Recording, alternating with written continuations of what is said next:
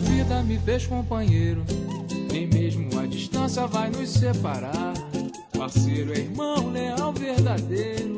Parceiro é parceiro pro que precisar. Se a coisa não tá boa, ele vê primeiro. Tem sempre uma palavra pra nos ajudar. Olá, Friburgo, mais uma quarta-feira, mais um programa Bate-Papo inédito com vocês. Semana passada tivemos a reprise aí, a gente teve que dar uma fugidinha de Friburgo, né, ir ao Rio para resolver os problemas. Não podemos gravar, mas hoje voltamos, claro, com um programa inédito. O programa hoje vai ser um pouco diferente, a gente vai falar de questões que o Brasil aí está fervilhando, está discutindo muito, e questões que com certeza você em casa tem a sua opinião. Você provavelmente vai divergir da sua esposa, vai dar uma discussão. Nós temos o nosso posicionamento aqui, né, e não vamos ficar longe disso. Nós vamos falar um pouquinho de educação e vamos falar também da questão da maioridade penal, né, da redução da maioridade penal, porque essa coisa está muito interligada, né? A redução da maioridade penal, muita gente coloca como falta de educação, né, o país tem que investir na educação. A gente vai discutir muito essa coisa aqui no programa hoje. Para isso, a gente está recebendo a Tânia Trilha, que é a nossa secretária de Educação do município de Nova Friburgo. Agradecer à Prefeitura, a sessão da Tânia aqui para a gente, para vir participar do programa. E além da Tânia ser secretária de Educação, ela é coordenadora também do curso de Direito da Universidade Cândido Mendes aqui em Friburgo. Quer dizer, então a Tânia vai falar pelos dois lados, pela educadora, pela pessoa que lida com a educação e também por aquela pessoa que legisla, que trabalha com as leis, né, que sabe a questão das leis melhor do que ninguém. Então, um programa hoje muito interessante. E eu quero agradecer já a Tânia, que é velha amiga de Cândido Mendes, pela presença. Eu que agradeço. Bom te rever, Tânia. Igualmente. Obrigado pela presença. Tá bom, eu que agradeço o convite. Mas olha só, eu sou uma aprendiz, tá? Aprendiz. Não sou a melhor pessoa, não. Não, a gente vai discutir também, porque aqui claro. eu estou fazendo parte, provavelmente, não do povo, né? Eu faço parte dos 15%, como eles estão alegando, né? Além dos 85%, eu, pelo menos pessoalmente, faço parte dos 15% da população como alegado, porque eu, particularmente, hoje eu sou contra, eu acho que não está preparado. Mas a gente vai falar os posicionamentos pessoais mais tarde um pouquinho. Mas, Tânia, como é que você está vendo essa questão, né? Você que hoje lida com as escolas públicas, teoricamente está perto das crianças de comunidade, são crianças, né? As escolas são divididas, claro que a gente sabe. Tem escolas que estão melhor posicionadas, mas também tem as escolas que... escolas da zona rural, por exemplo. De zona rural. Né? São 127 escolas. Né? E perto das crianças que são taxadas como as crianças que não têm oportunidade, vamos colocar assim, né, nas comunidades. Como é que você vê essa questão da maioridade penal em relação à educação? Olha, eu particularmente, eu sou terminantemente contra. Eu acho que a criança, ela não quer sanção, o adolescente não quer ser enclausurado. Eles querem escola. Então, eu acho que ao invés de a gente investir em presídios diferenciados, casas, né, de acompanhamentos, de cumprimento de medidas, eu acho que a gente tem que investir nas escolas.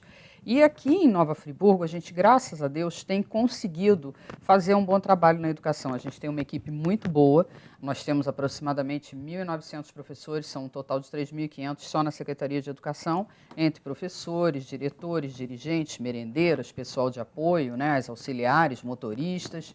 E como é que a gente costuma trabalhar? Obviamente que eles têm o turno.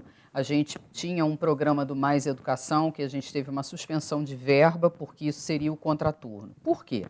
O ideal seria, Marcelo, que a gente pudesse ter a escola integral. Isso é o grande... É o grande diferencial, Leonel é o que Brizola, a gente vislumbra, exatamente, o né? projeto de Darcy, Paulo Freire, todos eles falam nisso, e é óbvio, a criança tinha que estar na escola. Você tem o horário curricular, né, das grades normais, e o contraturno, onde você teria uma série de oficinas. A gente tentou e a gente conseguiu fazer isso um bom tempo. O município já vinha praticando, eu assumi a secretaria em março de 2014, e a gente veio praticando isso 2014 todo, sendo que no semestre passado houveram as suspensões das verbas. E eu não posso contratar os monitores com verba própria, porque eu não tenho caixa para isso. Então, a presidente sinalizou, o Ministério da Educação sinalizou para a gente que agora em agosto vai voltar, e com isso a gente consegue ter o contraturno, que são justamente as oficinas, onde você tem artes, trabalhos manuais, judô, capoeira, todo o tipo de assistência que a criança precisa para que ela fique o quê? O tempo inteiro dentro das escolas. Nós temos, em algumas escolas ainda, alguns turnos, como um trabalho de artes e também um trabalho que a própria Biblioteca Móvel faz com a gente lá. A Selma e a Márcia, elas estão preparando para o Natal o Teatro das Sombras.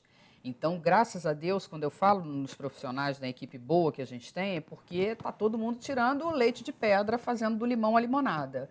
E com muita criatividade. As pessoas vão ter oportunidade de ver um teatro, né? Que a gente está tentando ver se consegue fazer isso até no Teatro Municipal. Ah, mas de repente você vai levar as pessoas para o teatro, vão ficar lá enclausuradas. Quantas pessoas ainda não tiveram a oportunidade de entrar dentro de um teatro? É, uma questão também que eu sempre falo aqui no programa, que a gente tem mania de repassar o teatro para certos empresários, né? Aquelas pessoas que sublocam o teatro, como está acontecendo no Festival de Inverno. É uma coisa que eu sempre falo, que o Festival de Inverno a gente convida o turista para ele ser barrado no Festival de Inverno.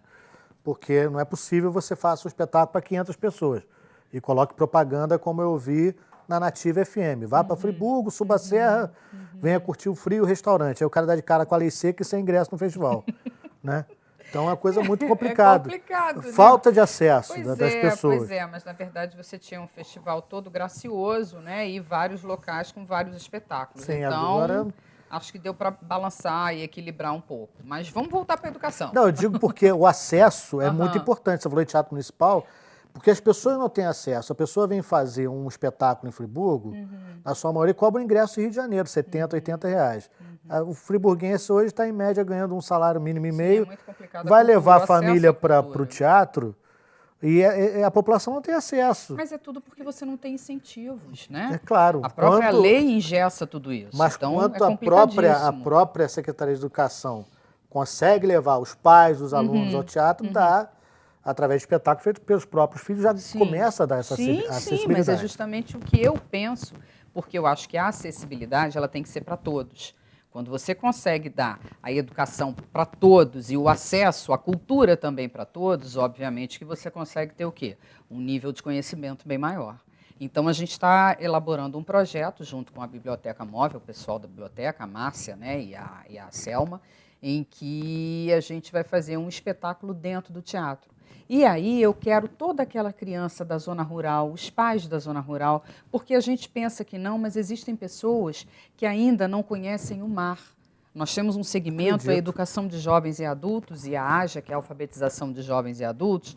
A coordenadora Ana Paula fez um projeto, todo ano ela faz umas coisas assim maravilhosas com eles. E é um dos segmentos que eu sou mais apaixonada, porque é justamente aquela pessoa que não teve oportunidade de estudar, aquela pessoa que não tem renda, que vive, às vezes, num local de risco, e ela consegue ter o acesso ao letramento. A gente fez o Cineja, o Cinema da EJA, uns documentários pequenos, e tiveram senhoras e senhores que estão se alfabetizando e conseguiram ir fazer um passeio para ver o mar e a Copacabana. Se você visse os olhos dessas pessoas, o que elas passaram nesses pequenos documentários, e a gente, através da educação, Marcelo, consegue dar o quê? A liberdade para a pessoa.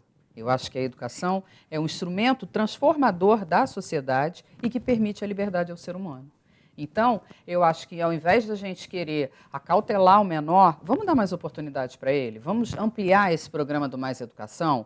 O governo federal cortou 17 bilhões de toda a educação em todo o país.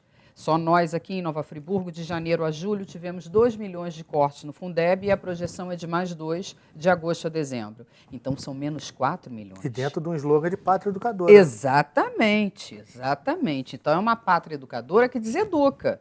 E a gente está realmente tirando leite de pedra para poder continuar com alguns projetos. Quer dizer, é muito difícil a gente conseguir oportunizar, né, para as crianças muitas coisas, e muitas das vezes eles querem essa oportunidade. Sim, eles querem porque eles têm uma sede de conhecimento muito grande. E quando você começa a interter essas crianças, nós tivemos crianças de escolas de zona rural que ganharam prêmios também com vídeos, porque fizeram mini documentários, participaram de prêmios no Rio de Janeiro e foram um dos primeiros colocados. Tudo é efetivamente a oportunidade. Então, é muito cômodo você pensar em tirá-los da sociedade. Mas será que isso vai acabar com a violência? Não, acredito Claro que não. Não acaba claro de forma nenhuma. Até porque o índice de crimes praticados por menores, eles representam quase que 1,5% de todos os crimes praticados. A gente foi estudar um pouco sobre isso, até pela própria universidade, né? A gente também, fizemos até um grupo de estudos há pouco tempo sobre isso, criamos um grupo justamente para pensar e refletir sobre essa questão. E nós, nas pesquisas, descobrimos que é quase que 1,5% dos crimes todos praticados. Então, às vezes, você tem aí uma política ilusória, né, em que as pessoas, através da mídia, vão achar que vão estar sãs e salvos, que isso vai acabar com a criminalidade. Não vai. Não Muito vai, pelo contrário. Com certeza. Primeiro bloco terminando, o programa está passando rápido, programa bom. Daqui a pouquinho a gente está de volta com o segundo bloco do programa Bate-Papo, falando mais um pouquinho sobre a redução da maioridade penal. Rapidinho a gente já está voltando. Boa ele vê primeiro, tem sempre uma palavra para nos ajudar. Há 49 anos, a Predial Primos é líder em questões imobiliárias na região. E por mais um ano, está em primeiro lugar no programa de qualidade Cliente Satisfeito. A Eng Primos, empresa do grupo, também se destacou em primeiro lugar na pesquisa. 90% dos entrevistados classificaram a qualidade dos nossos serviços entre boa e excelente. A Predial Primos e a Eng Primos dedicam mais esta conquista a toda a equipe que fez e faz parte dessa história e agradece a você pela confiança. Predial Primos, desde 1966, realizando sonhos. Conheça a Espaço Decor e deixe a sua casa como você sempre sonhou. Na Espaço Decor, você encontra móveis de primeira linha, qualidade e variedade em sofás e muito mais. Produtos sob medida para valorizar cada ambiente da sua casa. São mais de 500 metros quadrados de opções para você. Pronta entrega e montagem rápida em toda a região. Espaço Decor. Móveis que decoram a sua casa. A Unopar é a maior universidade à distância do Brasil porque ela é diferente, ela é próxima. São mais de 450 polos em todo o país. Aqui você tem aulas presenciais uma vez por semana, com professores renomados, ao vivo, via satélite. Os cursos são reconhecidos pelo MEC e a mensalidade cabe no seu bolso. A hora de ter o seu diploma é agora. Processo seletivo Unopar. Agende já a sua prova. E você está esperando o quê? Agende o seu dia e a sua hora e venha estudar na maior universidade à distância do país. Mensalidades a partir de R$ 149,00 com material incluso. Isso mesmo, R$ 149,00. Agende já a sua prova e venha estudar na maior e melhor universidade à distância do país. Vem para cá e venha para Unopar. Unopar, mais próxima para você ir mais longe. Confira o que há de novo na revista mais lida da região. Thomas Clóvis volta às telinhas em horário nobre e revela com exclusividade seu carinho por Nova Friburgo. Punk Rock Circles, humor e rock and roll no mesmo palco. Vintage repaginado, moda retrô mais atual do que nunca. Anderson Cordoeira, a saga de um campeão na vida e no tatame. Saúde, entenda a relação entre frequência cardíaca e emagrecimento. Estreia do espaço Imóveis em Foco, seu imóvel pode estar aqui. E ainda Dom João VI, Whiplash, dicas de nutrição, Judas Priest, Cadê Meu Dog e muito mais. Friburgo traz resultado. Boa ele vê primeiro, tem sempre uma palavra para nos ajudar. Segundo bloco do programa Bate-Papo, estamos de volta e como dizia nosso querido Noel, né, quem nasce lá na vila nem sequer vacila, né, e nem tem vaidade. Eu estou aqui com as camisas da de samba, nosso parceiro, vestindo Noel Rosa. Hoje tem vários artistas aí, tem Cartola, tem Candeia, tem Ismael Silva. Eu estou com o nosso querido Cartola, eu pedi ao nosso Noé flamenguista aqui para dar aquele close aqui, senão eu não ganho meu jabá, meu filho. Eu fui lá... Estou lá no Rio, eu tenho que fazer meu jabá aqui da nossa camisa de samba. Gostou das nossas camisas? www.desamba.com.br. Você lá e consegue comprar. Ou então, hoje em 4 shoppings do Rio, porque a loja Nova América está sendo reformada depois do incêndio. Foi uma das lojas mais atingidas no incêndio do Carnaval, mas voltando em breve, Nova América. Mas tem lá no Norte Shopping, Bangu Shopping, todas as lojas do Rio de Janeiro, todos os shoppings, loja da de samba. E no site você também compra. Um abraço. Nosso querido Igor Leal, que é o proprietário de samba, e com certeza está com mais uma obra linda na Estação 1º de Mangueira para começar a disputa já na próxima semana. Tomara que chegue ao título, nosso querido Igor Leal. A gente estava falando aqui de acessibilidade, Tânia, no bloco anterior, mas tem uma coisa muito interessante, né? Às vezes eu observo, e acontece nas casas da gente que tem um pouquinho mais de condição, que você pega muitas vezes o seu filho, né, e você proporciona certas condições para ele. Você paga um curso e ele frequenta o curso, mas, de repente, ele não exercita o que ele aprende no curso. Quer dizer, você gastou aquela grana, Ele frequentou o curso, tem um conhecimento de informática, vamos dizer, o Photoshop, essas coisas. Vai lá, gasta, aprende, mas não exercita. Ele sai dali, quando precisar do programa, ele já esqueceu tudo. Né? Você deu oportunidade para o seu filho, muitas pessoas têm condição de dar, e essas oportunidades não são transformadas como devem ser. E aí você questiona também.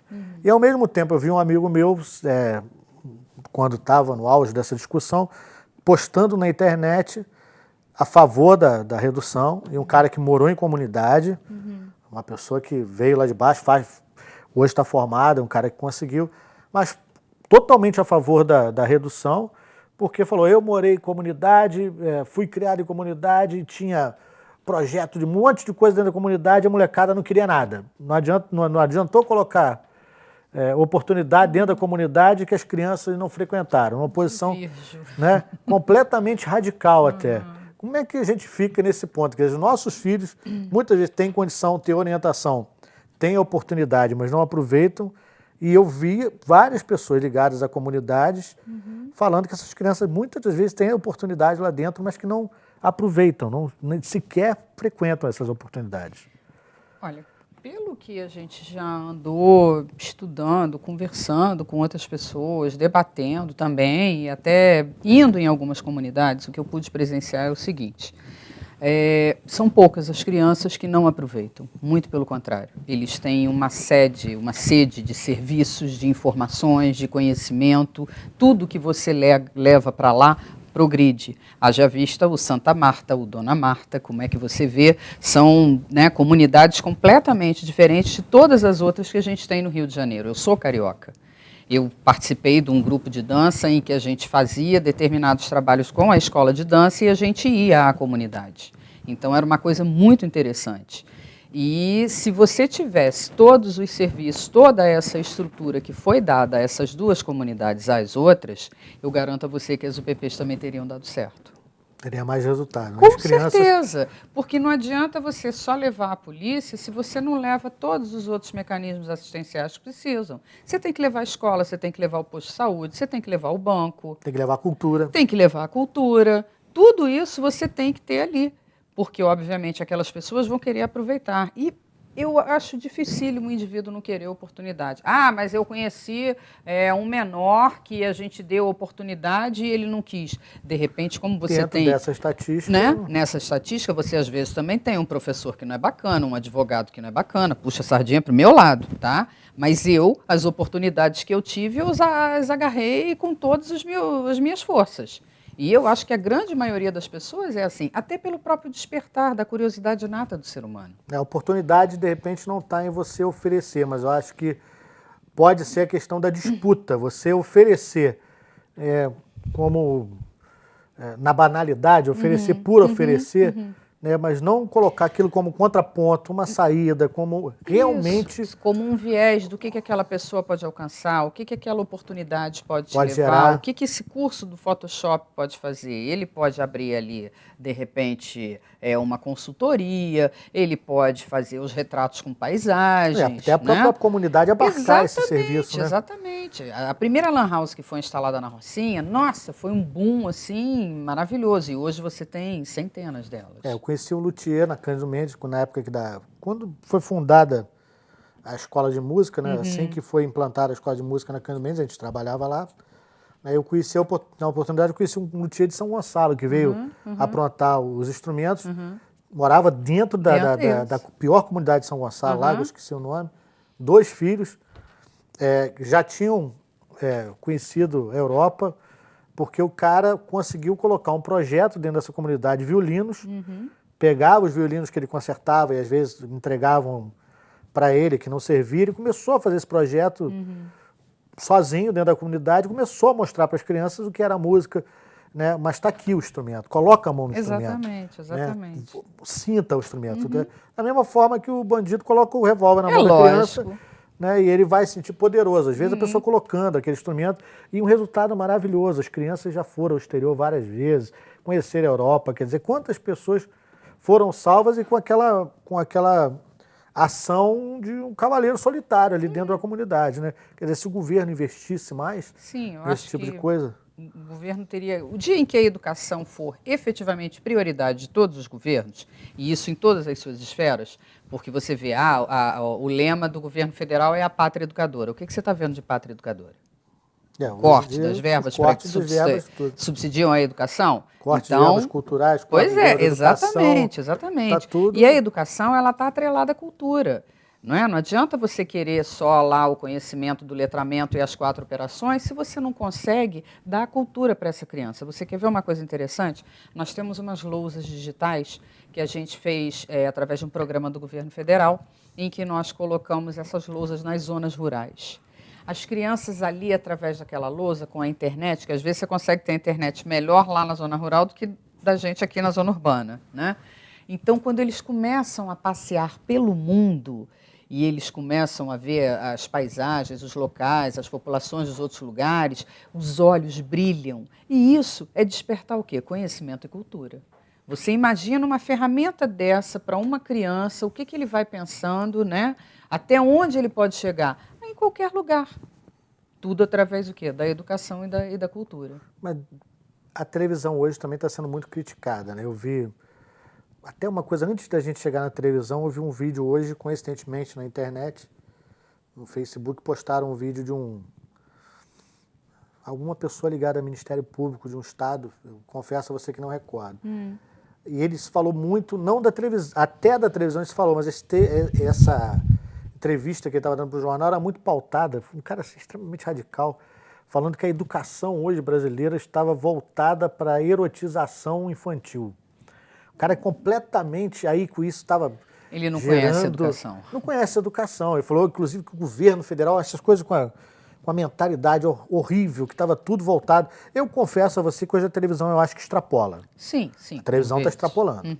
Mas eu acho que na educação essa pessoa estava exagerando. Porque você tem os segmentos e a gente tem um pacto, né, pela educação na idade certa, um programa que é o PNAEC, e nós aqui em Friburgo, em especial, fomos elogiadíssimos pela coordenadoria do Estado que esteve aqui, e a gente está vendo se consegue até trazer o projeto do mestrado, porque eu não pude fazer muita coisa a nível de construção, de fazer obras, então a gente está capacitando, Marcelo. Eu estou investindo na capacitação do profissional.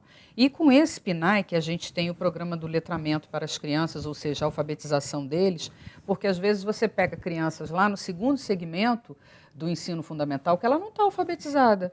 Ela lê muito mal, ela escreve muito mal, e isso às vezes a gente pega na universidade também. Você já esteve lá e sabe disso, né?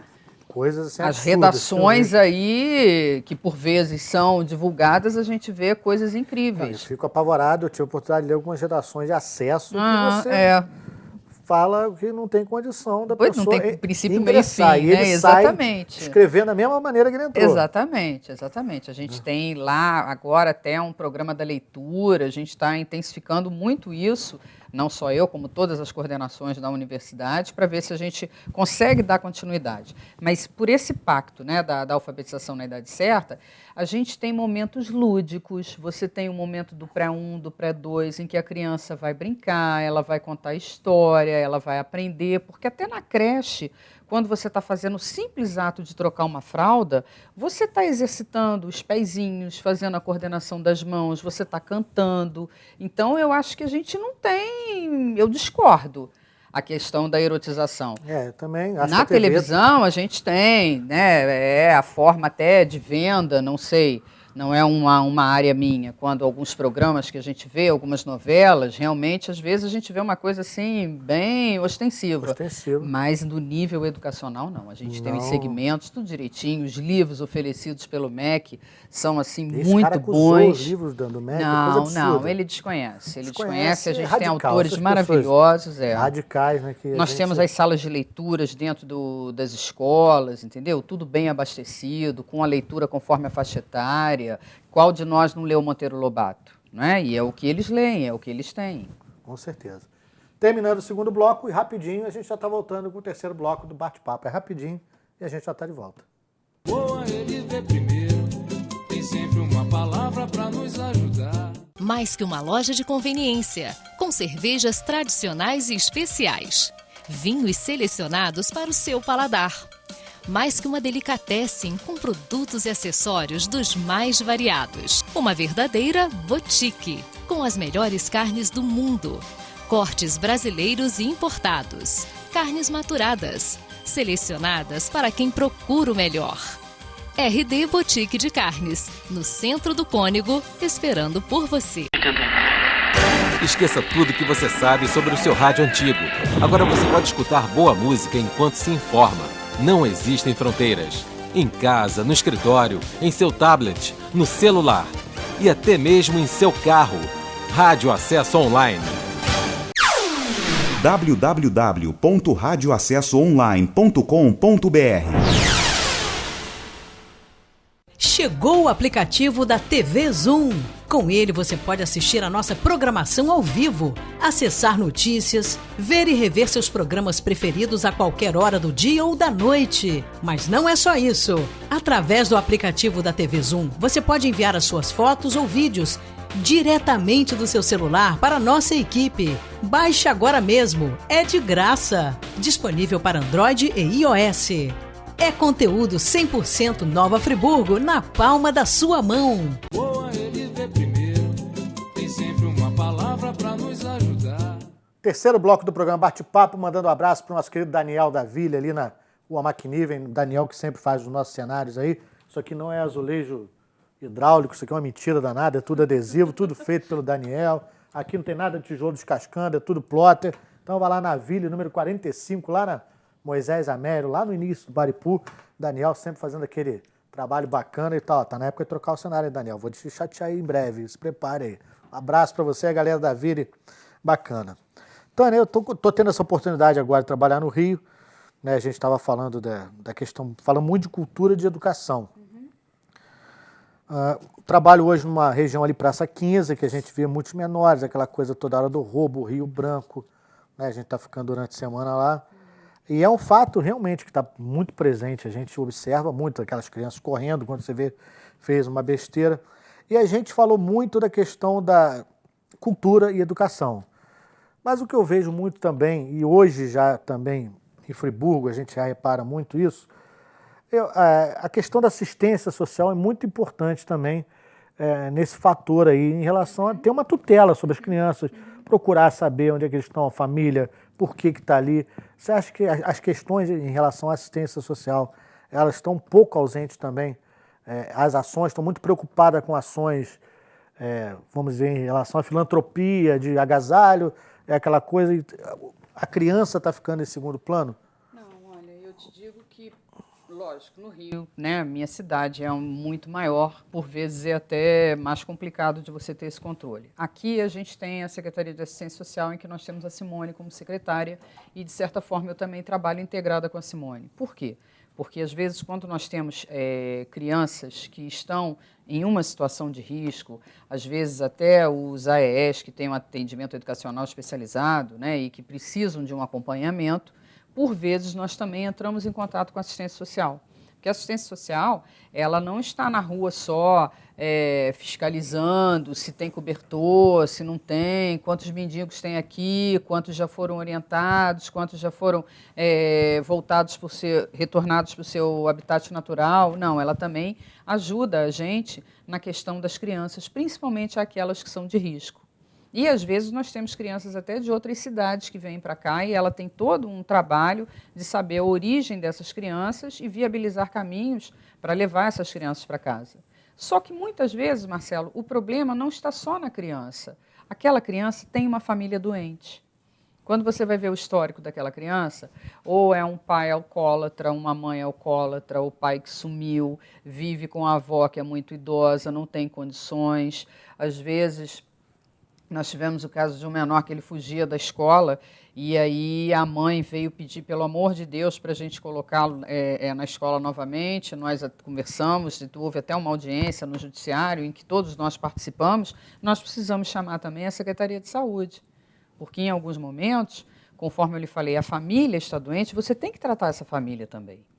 E a gente tem hoje questões muito preocupantes, a questão da falta de renda, a falta de oportunidade, a falta de moradia.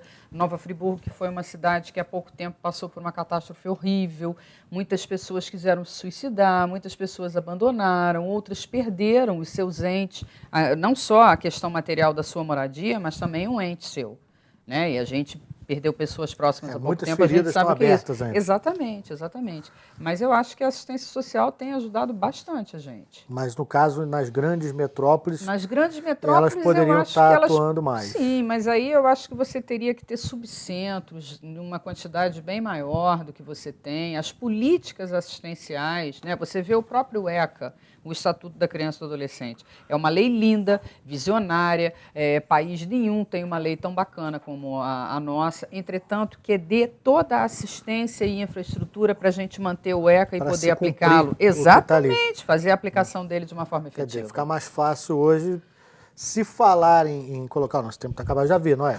O Flamengo ganhou, ele está agitado agora, ele está animadinho. Já estamos acabando. Boquinha, calma, não me bate não. Mas só para a gente fechar, essa questão da assistência social, a gente vê... As pessoas até me perdi. O Boquinha levantou aqui, tempo esgotado, eu perdi até meu raciocínio. Se a assistência social não podia, ao invés de só cuidar de cobertor, ver as crianças e tal. A questão dos presídios, quer dizer, a gente está caminhando para uma questão de enclausurar todo mundo, já não cabe ninguém em presídio.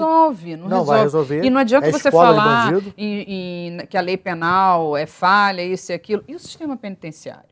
O dia que preso puder votar, eu te garanto que você vai ter um monte de políticos lá defendendo uma série de coisas. Mas quando você vai cumprir uma pena, você perde seus direitos civis, você não vota. Então, aquele indivíduo não interessa. Não, mas a família vota, né? A família vota. Mas aquele cara que está lá é o cara que precisa ser tratado. Você imagina, você é um pai de família que você cometeu um homicídio, de repente até porque estavam tentando violentar a sua filha. Mas o tribunal do júri lá resolveram lhe condenar, né? Você foi condenado e, eu tenho nível superior. Até a condenação você fica em cela especial, depois você vai para Bangu, amigo. Não tem jeito. Não adianta. Do pagamento de pensão. Exatamente. E aí toda pessoa está sujeita a passar por isso, você perde o emprego. Sim. Por mais honesto que seja. Eu sou completamente contra isso, a prisão daquele que não paga pensão. Mexe no bolso dele, suja o nome dele, bloqueia os bens dele, que rapidinho ele vai coçar o bolso. Entendeu? Já existe hoje medidas que a gente pode fazer isso. Conclusão, a mesma coisa você, como a gente estava dando o exemplo anterior. Você vai para a prisão, você acha que você ficar 5, 7 anos igual um doido com aquele povo lá, você não tem que ter muita força de vontade para não se corromper? Então a gente só cria monstros. Com certeza. Tânia, nosso tempo acabou, obrigado pela presença. Eu é que agradeço. Dado o programa aí, estamos sempre à disposição. Tá bom, muito obrigada. E mais uma vez, obrigado pelo carinho. Obrigado a todos vocês, tempo esgotado e até a próxima quarta-feira com mais um programa inédito. Calma, Boquinha, terminou o programa. Aquele abraço, até semana que vem.